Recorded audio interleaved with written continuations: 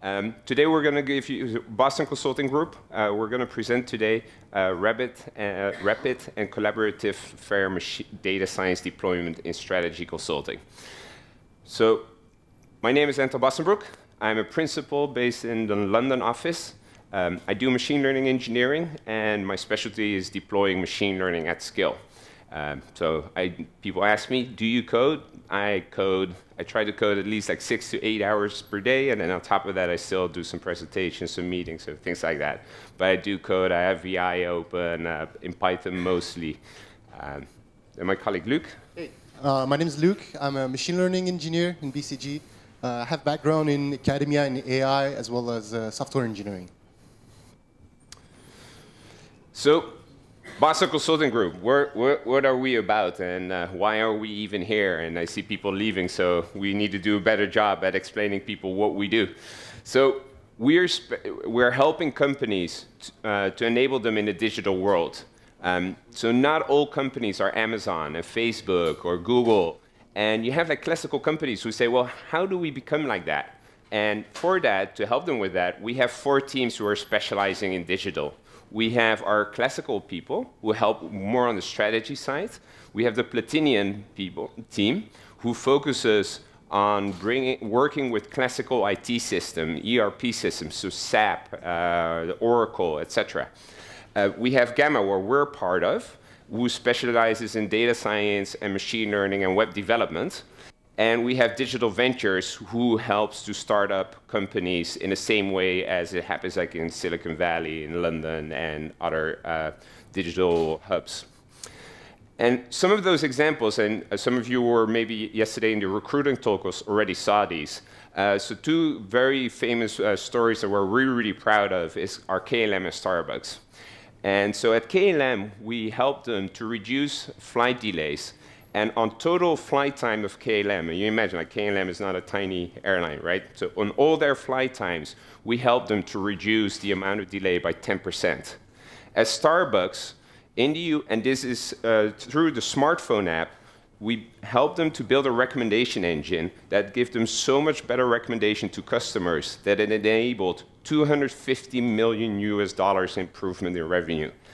And so we are having these amazing sessions over the 3 days on Python. This is powered by Python. So there should be a big ass logo here, powered by Python. So you're imagining what are all these Python things about? This is the end results that you see in companies. Right. So when you typically do machine learning, you have all kinds of problems. I'm sure some of you have encountered these problems, but maybe if you code a model or even some program, it doesn't immediately works, so you have to tweak it a little bit. So you would maybe change something in the data, maybe something in the model, you would comment a few lines, you would do some minor adjustments, and after some time, ultimately the model works, so you're super happy with the results.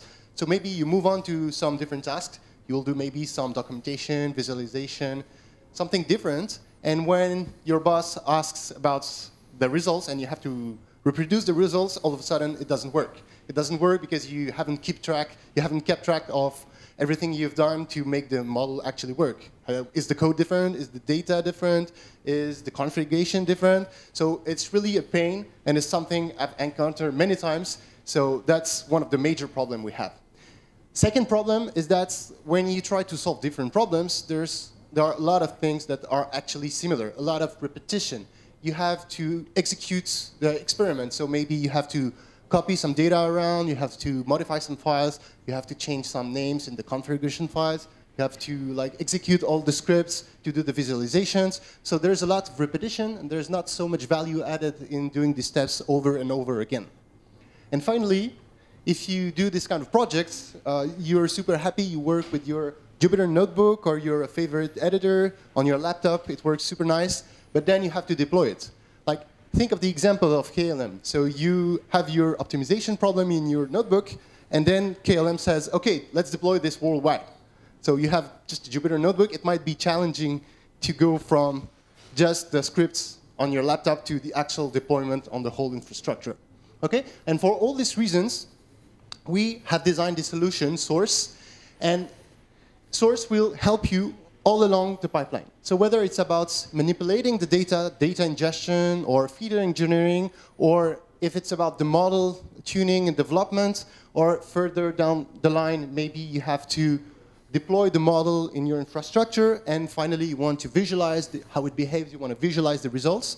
Source is here to help you on all these aspects.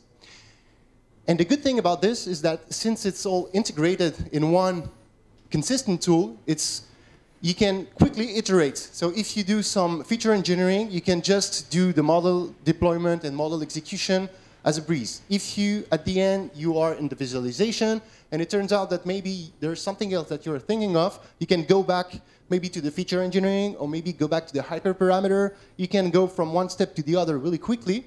And since it's all integrated, it makes sure that there's not anything that you're forgetting about. So when you have to reproduce the results, then you have everything you need. Right? So these are the main aspects of Source. So let's see how it behaves in a real-world example. So we realized it's Sunday morning, and you hear this business talk. So we thought, well, you know what? Let's try to come up with an example that's a little bit more entertaining on a Sunday morning that is raining so terribly in Firenze.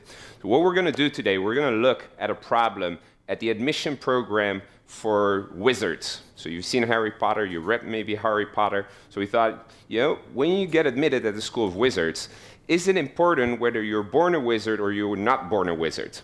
And it's a problem because like, if people get admitted more easily because they're born a wizard, you know, the machine learning admission program might be biased.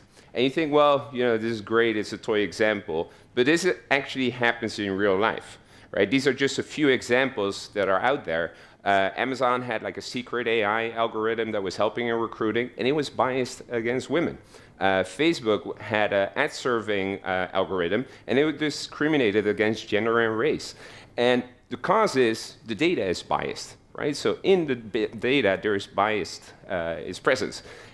So you can start to say, well, okay, we're going to change the data, but it actually doesn't really work that well because data, yeah, is just out there. So what we need to do is we need to change the machine learning algorithm. So to give you an idea of how we achieve that, or the problem, sorry. So what you see here is like you have two distributions.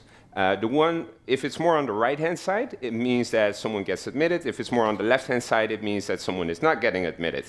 And the green box shows the people who are wizard-born, and the gray box shows the people who are non-wizard-born.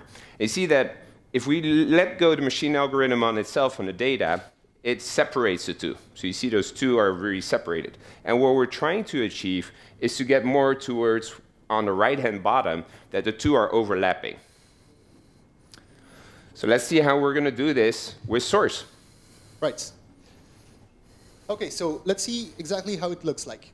So this is the main page of Source. So I'm connected with my account. So these are the projects I'm working on currently.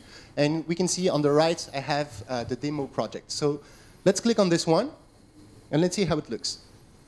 So on this particular project, I have a tab with datasets here. And I have a bunch of directories where I can put my data here. So if we look at the admission directory, I can see that I have the admission data, so a couple of CSV here. And if I want to add more files, I can just drag and drop them here. And all my team working on this project will share the same data. So at least we are certain that the data is centralized here in this particular repository. Then we have the model view. So I have worked with a couple of models. Let's jump into this one. So here, I have a view where I have, on the left, I have all the experiments that were run for this particular model. Okay, and if I go to any of them, I can see the logs of these particular experiments. I can see the input data set that was used, so I can trace back to the data for this particular experiment.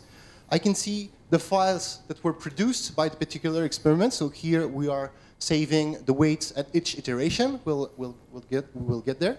And we can see the environment variables. So if we have some configuration to the model, we can trace it. We can see here exactly what it was at the time of the experiment. Of course, we have other information, such as the date, the user, the git commit, and so on. So all this is really nicely integrated with Jupyter. So we can just click on this button, and we have access to Jupyter. We can work just like in any regular data science project with our notebooks. So if I look here at the notebook, I can have access to my all the packages that I typically use. Okay, so I can import my packages. If I look at the files that are available to me in this notebook for me to play around and explore the data, so let's see what's in there. Whoops, sorry guys. So let me just list the files here. So I can see that I actually have access to the files that were present in the dataset view. So typically what data scientists would do in such a project, they would start to just have a look at the data. So we can load the CSV files, we can print the first few lines just to get an idea on the data, and just also to, as an example to the kind of work that data scientists would do, we can look at the distribution of the data. So here, it should get there soon. Okay, so this is not running on my laptops, this is running in the cloud, but I can just work in a regular manner, just like data scientists would do in Jupyter Notebook, without having to worry exactly about where the data is stored or this kind of things, right? So I can play around with Jupyter Notebooks, but I can also like design actual Python code. So we have pre-designed a model here. We have pre-designed the experiment. I'm not going to go through the code, but basically the idea is that here we just read the data. We dump them on also as pickles, and we have this number of iterations here, and we will apply the debiasing logic that we've been talking about. And we have our main program here that consumes this environment variable and triggers the experiments. Okay? So what I can do here, so yeah, everything is integrated with GitHub. So if you just click on this button, it will launch GitHub, so you can actually see the repository, you can integrate with it. So it's not closed in that sense that you are tied to the tool. You can do whatever you like with the files. And then what you can do is you can hit the run button. When you hit the run button, you will have to select the Git commit that you're interested in. You'll have to select the data set you're interested in. And maybe you have an optional description, and you have also the possibility to like type the environment variable. So let me just type one.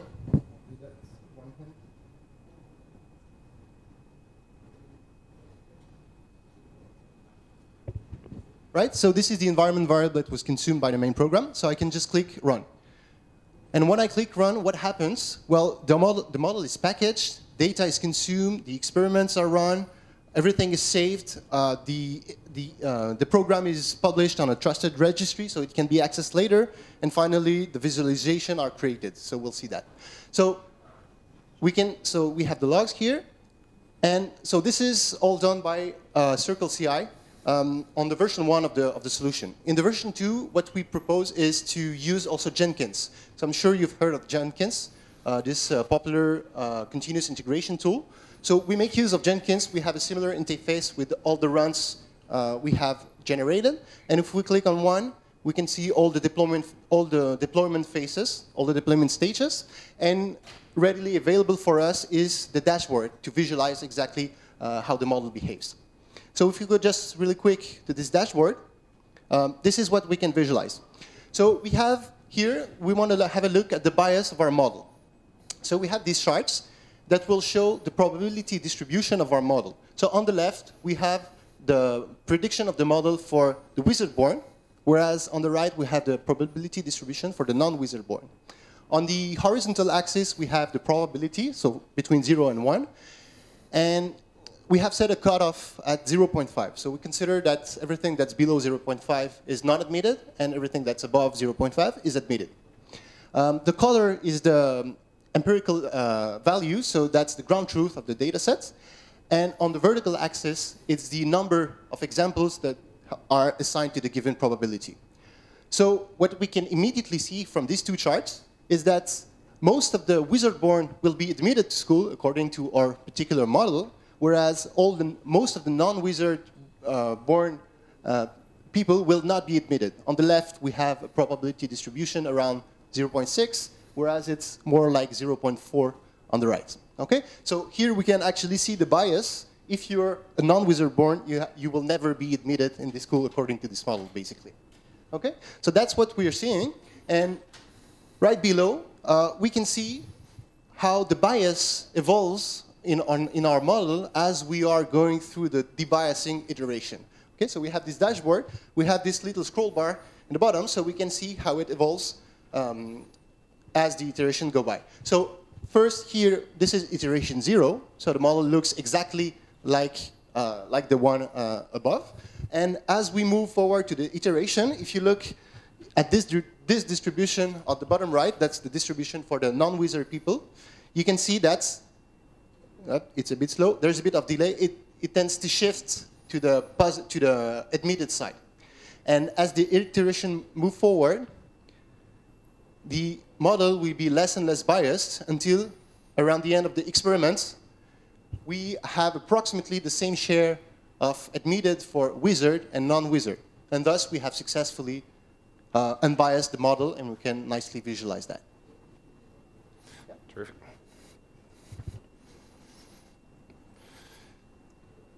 Oh, there we go. So what we showed you is that there's all the data is centralized storage. So instead of having it on different laptops, it's all centralized on one repository. We have automatic data versioning. You're versioning your notebooks. There's a tight integration with Jupyter, which is like the de facto environment. So we don't require people to use a different environment. And our data scientists, they love it because they're like, you know, you really want to learn like a whole different environment if you want to do your data science. And so we bring through that a data, the model, the run configuration that you saw, the infrastructure. It's all deployed on AWS. We're working on an Azure environment. There's networking behind it. There's a database behind it. It's all abstracted away. It's all tied together with Jenkins in version 2. And through that, Source enables the rapid prototyping and deployment at scale. And then through the dashboarding that you saw, there's an integration that allows you to quickly iterate a model, quickly rerun an experiment, and then show the dashboard to business people. And so you don't need to recode your entire dashboard. It's just like it's all taken care of. And so what that ultimately does is that the world of data scientists, and the data scientists, they really care about using the latest TensorFlow, using the latest scikit-learn, using like experiments, doing experiments, don't really care that much about setting up environments. Then you have the world of the data engineers who care about properly building software, having good and robust servers, having infrastructure in place.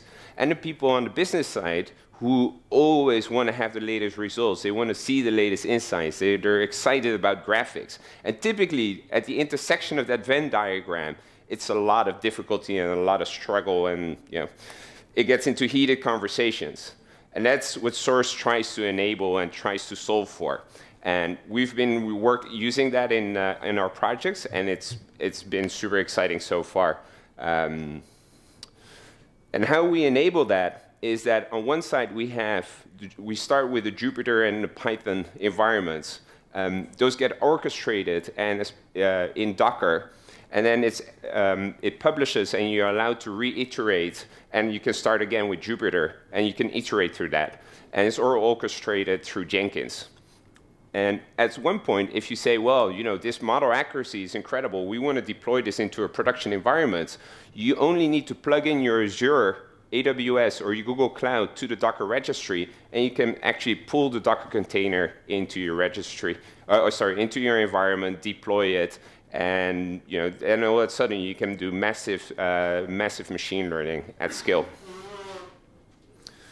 So, thanks very much for your attention, and we'll leave the ground open for questions.